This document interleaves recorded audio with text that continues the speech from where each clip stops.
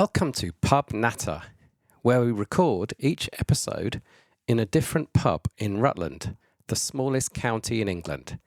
In each episode, your hosts, Tim and Justin, give a voice to the landlords and landladies and a special guest with a specific area of interest or expertise.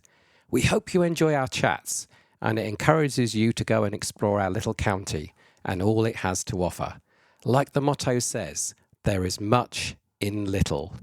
This episode was recently recorded at Empingham Cricket and Social Club, and we chat with the bar manager, Russ Hibbitt, and Paul Dadford, who is the project manager and chair of the trustees of the Oakham Canal Green Corridor project. When rain stops play, it's time for some pub natter. So we're in Empingham Cricket and Social Club. Probably the best pub that isn't a pub. Well, it's the only pub in Empingham at the moment. It is. Yeah, at the moment. Drinking some really nice beer. Got Baker's Dozen new beer on called Eclectic Landlady. What are you drinking, Russ? I'm drinking... I'm being a bit naughty, actually, because it's not actually on Hample yet, but it's our beer festival starts tomorrow evening, and I've just had a crafty Springtide from Shivering Sands from Kent, so I've just had a crafty pint of that. Just it. I've got Cascade Pale, chosen because I'm driving.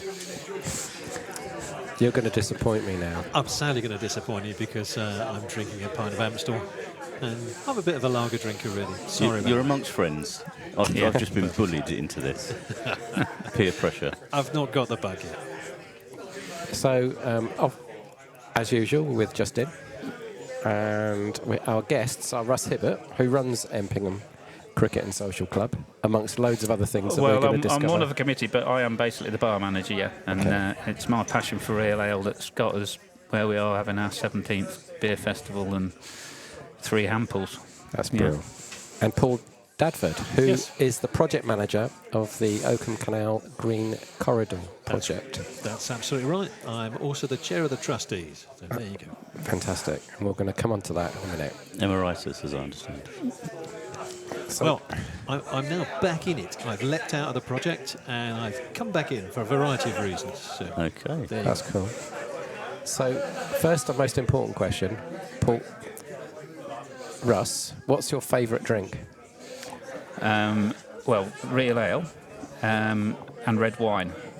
So it depends what I'm doing at the time. Okay. Favourite real ale? Favourite real ale, just something with a bit of power, nice high ABV, hoppy. So I would say probably keeping it local, Baker's Dozen Electric Landlady is one of my very, very favourites. There's a beer. There's a real ale in the festival called Taj from Little Brew Co. That's really nice as well. So anything with a bit of power and a nice hoppy, crisp, dry pint. Yeah. Good choice. Red wine? Red wine. Anything again with a bit of body. I like Tuscan Reds. Some of the sort of deeper, richer South African Reds I like as well. Nice. Any red wine, really. Cool. So, yeah. Not fussy. Paul? Well, as I said, I'm a bit of a lager drinker, I'm afraid, and I'm going to really disappoint you that I'm mostly on Carlsberg when I go out. Sorry about that. That disappoints even me. But there you go. It's probably the worst lager in the world, or I've got that wrong. I know, yes. I'm sorry about Chemically that. driven. Apart from Foster's. I'm really sorry. But at home, red wine. And I like, as you do, Russ, I like a nice full-bodied red wine. So McGuigan is my brand of choice. All right, yeah. Yep. Australian. Yeah, Australian. So that's my brand at home. Cool. Pub grub? Pub grub. Well, as a former livestock farmer, cattle producer, I love a good steak. A good steak. How many people have said that? Yeah, a good steak, but I love pork belly, that type of thing. Yeah. What are you Can I come round your house for dinner? Yeah. How's the steak going to be cooked, and what are you going to have it with? It's going to be rare. Couple of mushrooms, big mushrooms on the top, chips. What cut bit are you of mustard. Well, I like the fillet, but actually, a little while ago, we got some various different cuts from across the world. So we had the Picana cut and the Bavette and the various different cuts from, a couple of South American ones, and you cook those slightly differently, and they're really nice and flavoursome too. So Nice. So, Paul? Oh dear. I'm going to disappoint you again. I'm a bit of a pie or a sausage person. Nothing wrong with a pie. No, there's nothing wrong at all. So yeah, out and about pub grub, sausages, sausage and mash. I really like that, and pie. My favourite locally, I'm a fan of Sarpesh, the Indian in the High Street in Oakham. So lamb rogan Josh, if I'm out and about. Yeah, it's a good choice. Lamb's Yeah. always a good choice Yeah, for really curry good. because it can take a lot of heat. Yep. Yeah, Rogan Josh is a good choice as well because it's got a bit of flavour, but it doesn't Yeah. take your face off. That's exactly right. Yeah, I like a doppiazza. Nice doppiazza chicken or lamb doppiazza. Yeah. But, I mean, as a club, we're kind of not linked to Bombay Cottage, but we've used them quite a few times, and Habib kind of does a few favours in terms of bit of discount if we I'm have wondering a whether do we're and whatever. twins and we were separated at birth because Doppiazza is my other favourite curry. Is it? Where's Bombay Cottage? In Scottgate, in Stamford. Oh, okay. Yeah. So, You're leaving Rutland now. Well, yeah, slightly, but we have got lots of members here at the club that rave about Sarpesh also. So There you go. That's Do good. you have strong views with a pie as to whether it should have a pastry base? Oh yeah. It has to have a It's pastry. not a pie. So if it's Exactly. a stew Not a with a pie. lid, Yeah. Yeah. No, that's no good. Well, this is very topical because the last Friday of the month here at Empingham we have pie night, and it's we have 60, 70 people sit down for a pie. It tends to be 60. 60, 70 people. Tends to be the older membership, but we put things on for everybody that's on the membership list. But the last couple of pies have had no pastry base. Oh, that's a casserole. They've been in the enamel serving bowls, and then they've had a pastry cover, and we have had two people have mentioned it, and therefore as a result, them and their wives haven't attended the last two. Serious business, pies. Yeah, It's pie gate. Yeah, that is and true. one of them said, "I'll come again when it's a proper pie." There you go. So Neil Hornsby, who does the pies for us, I'm going to have a little word That's because it. Cheating. It's cheating without a pastry. Yeah. pie wars. Yeah. Blimey, you've heard it here first. Probably be in the Rutland Mercury soon. That's it. So let's move on from that. So tell us how you came to be here. Where were you originally from? Originally from Empingham. I was born in Stamford, but the family farmed here, and I lived 200 yards away from here on the Whitwell Road in a little place called Foodray. Lived there till I was 3, and then we moved up to Hardwick Farm, which is now they call it Wolfox Golf Club now, don't they? So the big farmhouse there. I lived there until 1987. And then I moved to East Norton. I had a little farm in East Norton, which is on the A47 between Uppingham and Leicester. And then I came back here in 1995, moved back we converted some of our old barns in the village, and I moved back to farm East Norton and here, because Dad had retired. Dad retired in 1991 and bought the Monkton Arms in Gleyston, which is now the Old Pheasant. So Dad had that from 1991 to 1996, so I helped there a bit. And then eventually I sold up at East Norton, came back and just farmed Dad's land here and some of mine. So Empingham, born and bred up, as I say, born in Stamford, but Empingham's home, yeah. And so how come we're sat here now? How did that happen? Because Dad's president of Empingham Cricket Social Club. So he owns the land that we play cricket on, and he owns the land at the pavilion, or the clubhouse. It's not really a pavilion, is it? So he's president. The club The club pay him a lease, yearly lease. It used to be £1. Then it went, shock horror, it went up to £5 all of a sudden. And then with the club started to get more popular, we just needed grants for various different things we were doing. But to get the grants, you have to have a proper commercial lease for a minimum of 25 years. So we did some looking around. Various solicitors came up with, a value of the lease, and then it was a proper commercial one. They did 3 levels of lease, and Dad said, "No, I'm happy with the lowest that's viable." And most of the money he gets from that lease payment goes back over the bar anyway. So I came back to help Dad and got involved back here again in '95. And when I started coming back, they just had John Smith Smooth was the only bitter on the bar. That's pushing the description a bit. Well, yeah. So I then sort of said, because I was into real ale back then, having sort of learnt the trade when my parents had the Moncton Arms. I got taught by a really good mate who sadly passed away now, but used to be the landlord at the Green Man in Stamford, Dave Ladd. He taught me the ropes, and I used to help out at the pub while I was still farming. So I just came back and just said to the committee, how about a real ale handpull? Well, how do we do that then? And I said, leave it to me. So that was 1995, and now as you look at the bar, we've got 3 handpulls, and we probably could have 4 on, but it's with a space on the bar because we have to have two lagers for Sorry about Paul. And did that change the nature of the clientele here? No, not really. People, it's not that they didn't like real ale, it was that there wasn't any here for them to sample.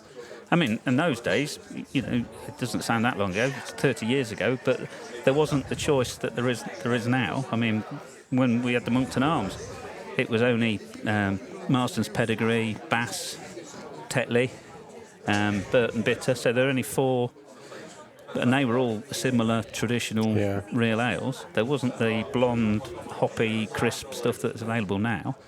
So just as the real ales became available and the microbreweries started becoming popular and the choice became, greater, that's when I started putting different ones on, and that's when the second hand pull came, because yes, people wanted the traditional ale, and I said, well, I've got something for other people that don't like that. So then we had a hoppy one. So we had quite a few years with just 2 ampoules, but we've had 3 on now for 12 years, I think. So and it's good fun because they change all the time. It's one of the perks. I change them all the time. So nothing's on as a regular. Obviously if there's favourite ones, we get them back every now and again. But I get them from. I support local breweries. I'll go a bit further afield and just introduce the clientele here, the membership here, to beers that they wouldn't normally get to drink in this area. So we've mentioned Baker's Dozen. What other local breweries do you support? Tidsteam, Neen Valley, Milestone. That's Newark, so it's relatively local. Round Corner. Oh yeah. In Melton. Yeah, they're good. In fact, what we're doing at the moment, because we've been struggling to get Guinness, as everybody in the country, and unless you're at Cheltenham Festival or at Twickenham, you could get it readily there, but it's been a bit difficult to get hold of. So we're trialling this Social Club, the stout, which we've got on the bar at the moment, but it's been going that well. I've already told them to make arrangements to put it in permanently for us. That's Round Corner? That's Round Corner, yeah. Okay, yeah. That's good. Yeah, so, and again, I didn't want to spend 3/4 of an hour of my time on a Friday morning trying to source cans of Guinness Surger when, Round Corner Social Club is readily available just up the road. So, and it's a real ale. And is it broadly? Well, it's a stout, but it's not it's not hand pulled. It comes out of the Linder machine there, and that when we have it permanent, that won't be there. It'll be out in the chiller room and come through the python onto the bar in a normal font. Cool. Nice. Is it directly comparable to Guinness, or is it slightly different? Well, Dan at Round Corner said we're not trying to replicate Guinness. We're just doing our version of the stout. It's a bit more chocolatey flavour than Guinness, if I'm honest. But I drink Guinness if I can't get real ale. But I quite like it. But I noticed straight away it was a little bit more chocolatey, bit more coffee flavour on the initial taste. But it seems to be going down That's nice. very well. I like the black shuck that Baker's does. Yes, That's yes. quite a Yeah, nice well, stout. we launched that here when we were the first place to... well, that was the Christmas social, wasn't it? When the camera got together here and Dean put the cask on for us. There's the blind testing. Yeah, blind testing of lots of stuff, didn't we? So you're just starting. You're just at the very beginning of a beer festival now, Yes. and yeah. I mean this place. You only just announced that you were going to do an extra day, didn't you? Yeah. And it's half full in here now. Yeah. So it's obviously really popular. Yeah, well, we've got now 450 members, Wow. and you know, I mean, it's thriving. what's the population of Empingham? It can't be anywhere near that. Just about 1,000. No, it's 1,000. I Is think. it? Yeah, just under 1,000. Okay, Yeah. it's bigger than I thought it Yeah, was. yeah. But we've got lots of members who come from Stamford, Oakham, you know, villages all around. So and the beer festival, it's our 17th one. There'll be I've advertised at least 18. I do that because the last 5 years we've done 20 in between 22 and 24. So. But I mean, throughout the year, I mean, last year we did we had 317 casks of real ale sold at the pub in the 12-month period. So Amazing. yeah, and already we're looking at exceeding that through this next 12 months. So, How do your prices compare with local pubs? Are you able to keep them down a bit? Well, they're cheaper, but we're a members club, so we probably, and we're all volunteers. So all the bar staff are volunteers. I'm a volunteer. So everyone gives their time for nothing, and that helps us. That helps us keep the prices down. Sure. And we don't have to make a huge profit because no one's earning their living from the venue. So we just have to make sure we make a healthy surplus that we can then reinvest into the fabric of the building. And we've already got planning permission for an extension on the far end to put another changing room, and then the change room here, which is behind those sliding doors, that will become an extension of this hall, so we can perhaps get a few more people in and what have you. So, yeah, and it's thriving. It's thriving. Is it a social club with a cricket team attached, or is it a cricket club with a social club attached? I think now it's a social club with a cricket team because we don't play any league cricket. We just play some really enjoyable social T20s on a Friday evening through the summer. And if the weather's great, people come and it's rammed out there on the decking and on that the first part of the outfield. So yeah, it's still a cricket club. We've still got a cricket club at heart. That's how it started. And my dad started a cricket club again in 1959 as a 19-year-old. He got a couple of mates together and wanted to play cricket again. And then one or two of the older members of the village supported him, like my granddad and John Griffin, and they got it going again in 1959. So still got cricket at heart. Do you know much about the history going back? I don't know much about the history going back beyond that, other than, Dad was very keen to get it going again in 59. Well, I've got a little bit which I stole from your website. So okay. I probably should know a bit more It's about hardly it. original research, but it was originally formed in 1815. Wow. Obviously by the people that weren't busy trying to set fire to the White House. There's probably a few of those queuing up again now. And it was very successful in local and regional leagues, from what I can gather. Although some of the early matches were distinguished by some very curiously low scores. Some of them were like a rugby match and a cricket match.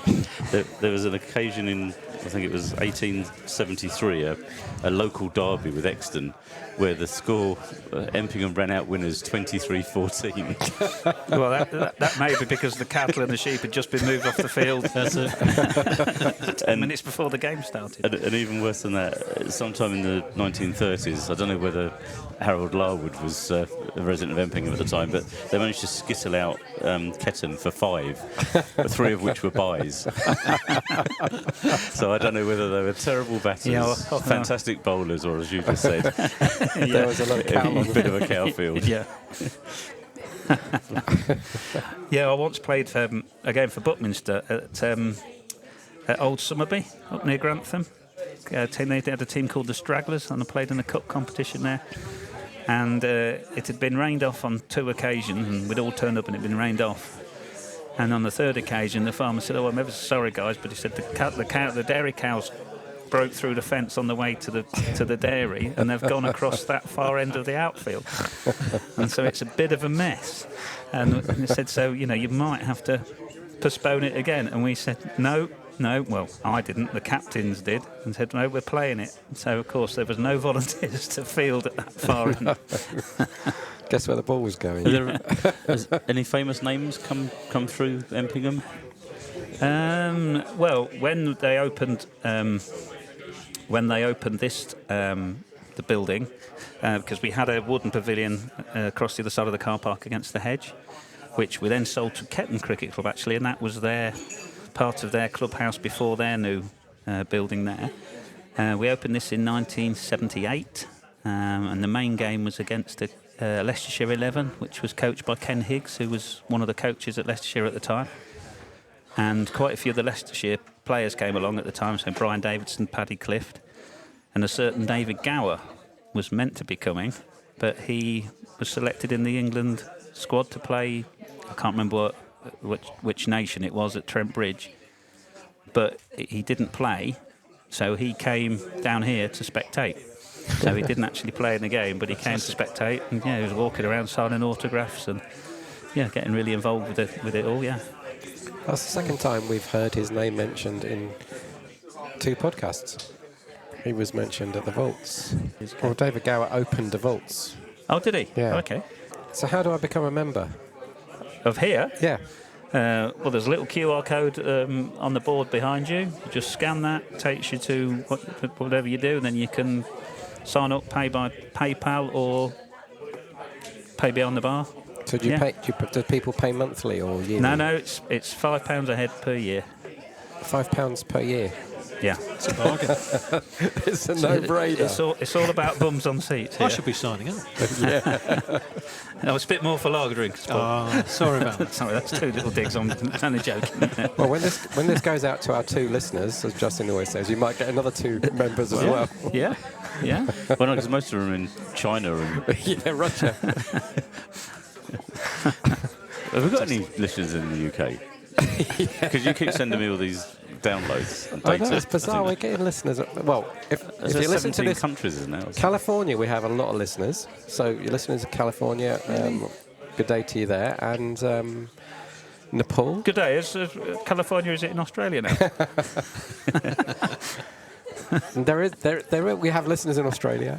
We have one in New Texas, Zealand. but we think it might be my daughter-in-law's parents. Oh, okay. Well, yeehaw to Texas. Somebody downloaded one in Wyoming. So if you're listening, Fantastic. Oh no, yeah. there's not a lot else to do in Wyoming in the winter. That's right, yeah. There's about 15 countries now It's amazing. that are listening. That's really good. £5. I mean, Yeah, well, that's a pint of beer in many pubs. And do you get a free pint with your membership? No. Do we get beer token? And camera members don't get discount either. No, we 'cause don't. we think it's cheap enough.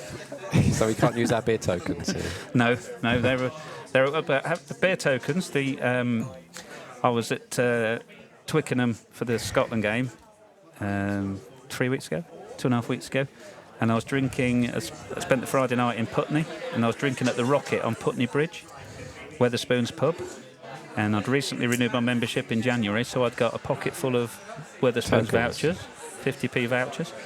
I bought a round for 6 people in the Rocket was less than 10. 5 real ales and a cider, and it was £13.94. It's mad. So I was getting messages from my mates that didn't come down saying, "Hope you're enjoying your expensive ale in London." And I took a photograph of sitting at the table, and I said, 6 pints, £13.94, cheaper than yours. Yeah, and decent Pay beer. that for a And glass it was of wine decent in beer, some and places. Weatherspoons, okay, love them or hate them, most Weatherspoons venues I've been to, they do know how to keep the ale. Can't knock the price, can you? And you can't knock the price, no. And on a Monday and a Wednesday, they put the prices down to £1.75 a pint. So with your 50p voucher, you can get a pint of Reverend James or something like that for £1.25. Yeah. I mean, Yeah. it's £2 for a You bottle. can't buy a bottle of Coke Sainsbury's. for that. Well, It's part of your meal deal. yeah. Bottle of water. But I was drinking a beer from Twickenham Brewery called the Importance of Being Earnest, it was called. So a beer that, you wouldn't normally... Yeah. It's not a big brand name, and that was £2.49 Yeah, or £1.99 with my 50p. it's crazy. So what other stuff goes on here then, other than eating pies? Well, we have and, lots of events. We, obviously the beer festival Yep. coming up this week, pie night once a month. The cricket season starting in 5 weeks' time. So we have every Friday night we have a social, and then on a Saturday, Oakham Cricket Club's 13 play here, and then alternate weeks we have a team out of Leicester called Asian Sports. They come here, and last summer, at the end of the summer, they all came over and they brought some curry with them. They prepared it and cooked it in our kitchen, and they served it to us as a thank you for letting them come and use our ground.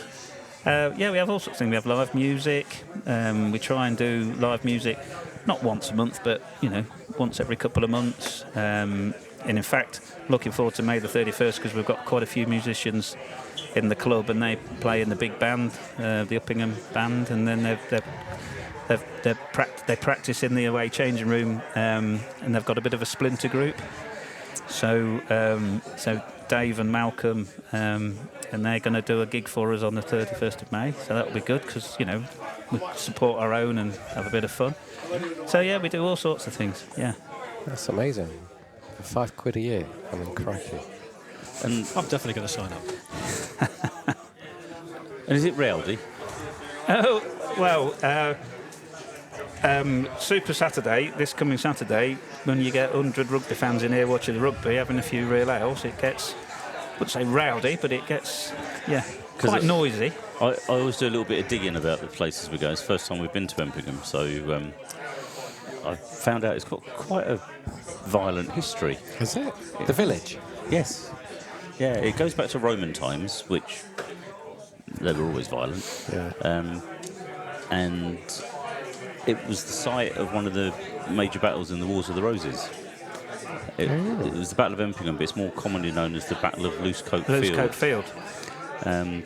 There's a reason it was called Loosecoat Field. Yes. There is, and we'll come to that, but I think it was actually Edward IV. He won the battle. Following his victory, that was when he presented the horseshoe to Oakham Castle, which is the biggest and oldest one that we have. So he was obviously feeling quite pleased with himself. So For listeners, tune into the previous episode because you can learn all about Oakham Castle and the horseshoes. Absolutely. And the legend as to how the name Loosecoat Field came about. It's because they discarded their jackets as they were fleeing. Yeah. But some of them got discovered at Tickencote. They were in a spinney, hiding in a spinney, got discovered and got slaughtered. And then hence the name Bloody Oaks. So the Bloody Oaks service station at Tickencote was named, so they say, because some of the fleeing army were captured and slaughtered. And so Edward had gained the throne, and there was a rebellion, the Lincolnshire Rebellion, which was led by a couple of Lancastrian supporters, Henry VI supporters. That culminated in the battle here, and the start of the battle was Edward executing in full view of both sets of soldiers one of the ringleaders of the father of one of the ringleaders of the rebellion, which incensed the other side, seeing them executed, but unfortunately they charged as a rabble because they were so angry, and then just got completely decimated. And then they all ran away and say allegedly that they were wearing colours of the rebel leaders, their coats of arms and things, and so they discarded them as they fled. Hence, loose coat. Wow. We got a year for this. That was 1470. Wow. It was just literally just before he. So, and he must have been quite confident about winning, because I can't imagine that he knocked that 5 foot tall horseshoe up just on a whim. I imagine he had it with him. And it was only £1 a year membership here in those days. But during the 13th and 14th centuries, there are records of 8 murders or murder incidents in the space of about 115 years for a place this size. Yeah, that's a lot. Including a triple and a 5-victim murder. Wow. So it's the kind of village that Agatha Christie would have written about. Yeah. Midsummer Empingham. That's it. Absolutely. So, yeah, it's certainly got a pass. It's quieted down since then, I think you find. I wonder if the perpetrators ended up in Oakham jail. Some did. One escaped because he was facing execution. He escaped and managed to get abroad. And there was a bit of a divide between murder that was related to property and status, which wasn't really murder, that was just protecting what was yours because you were rich. And then there was murder, which was what poor people did to each other. And one The was law hasn't changed really, has it, in all those years? yeah, one was more kind of acceptable than the other. So, and the other Not if you're on the curiosity is, receiving end, it's not. which also touches on what we were doing on the last podcast. The Rutland Water was originally called Empingham Reservoir, and the reason that they changed the name to Rutland Water was because it was opened just around the time that Rutland ceased to be, the last time it ceased to be, and to try, as part of the process of trying to preserve the identity of Rutland in the county, they decided to name it Rutland Water instead of Empingham Reservoir. Wow, soon to be the Gulf of Leicestershire. Yes. Who knows? Mar-a-Lago 2. Oh dear. So is that your interesting facts? It is. That's fascinating. Thanks for Googling that. Absolutely. I spend, I say, countless minutes Googling these things. So have you got the beer festival coming up now? Yes. So talk us through, what is a beer festival? And why do you have them? Well, I have them, and I like going to them because I like real ale. No, it's just a list of real ales, 18 or more in this case, but just interesting real ales from local or from further afield that people won't have had, or you hope people won't have had, so they can come along and try different styles, different flavours. Sure. I mean, as you can see there, the one that you've got, Eclectic Landlady, that Dean and Jill at Baker's Dozen brewed with our help, actually. They've called it a collaboration because six of us went down and we had the proverbial in the brewery. So you're going to tell us it was your idea to call it that as well? Well, it was my idea to call it Eclectic Landlady, and Dean and Jill will concur, because, yes, and they've done it as a festival special for us. And it's a mashup of Electric Landlady, Acoustic Landlady, and Galactic Landlady.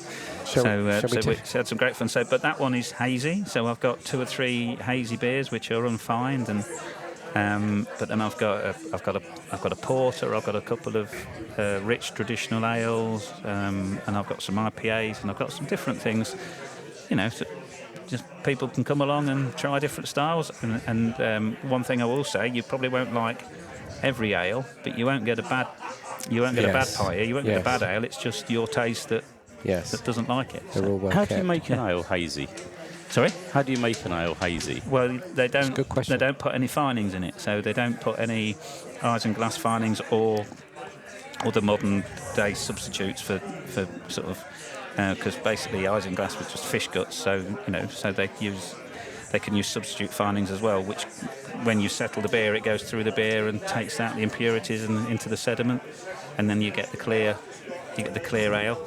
But this one is unfined. We have actually got because Dean, I bought 8 of the eclectic landladies off Dean, and he's put finings in 4 of them, and not fined the other 4. So the eclectic that's on at the moment is unfined, but one of the other ones that will come on will be fined eclectic. So it probably won't be crystal clear, but it will be clearer than the hazy one there. I have to say it's tasting delicious. And that could be a good time to have a little bit of a break.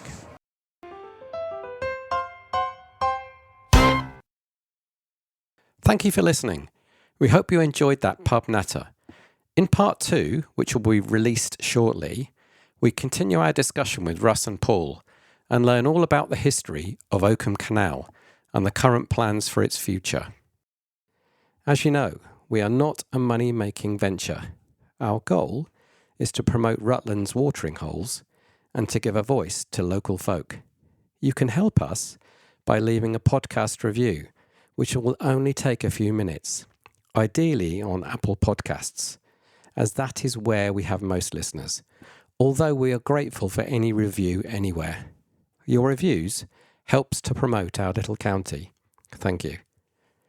The music is by Tom Arnold. That was a Pub Natter broadcast.